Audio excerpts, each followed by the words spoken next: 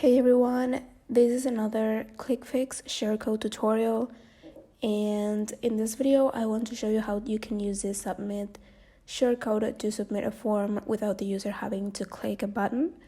So the example that I'm going to show you is a countdown example, so you can use this on your expiring offers or funnels that have a limited time, or like a flash offer where the user has to make the purchase in less than X amount of minutes.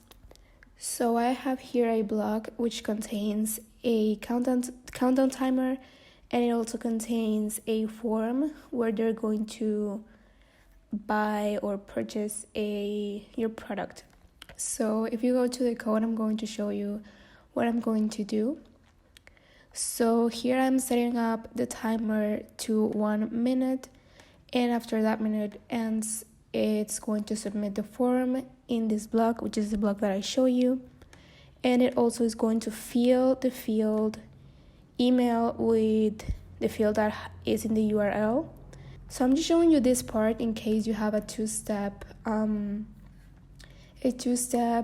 form like this one, but in this case the email is not going to be filled because it's only one page, so I'm not doing the entire process. I hope that made sense, and now I'm going to show you how it looks when I publish.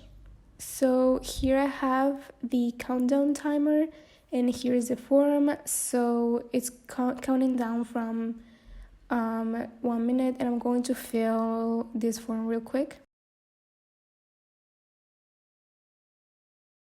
So I filled the form, and now we're just going to wait until the timer ends so that the form is submitted.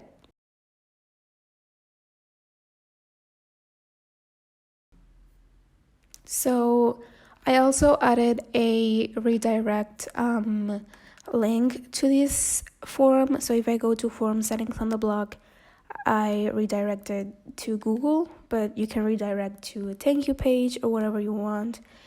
And now I'm going to go to contacts to show you that the contact info was saved.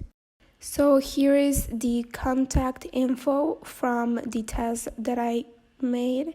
So as you can see, it has the email and everything was saved accordingly.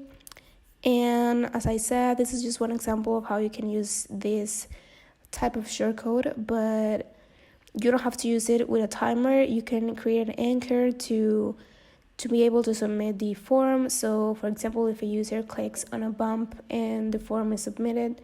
So I hope that this is useful, and I'll see you in the next video. Bye.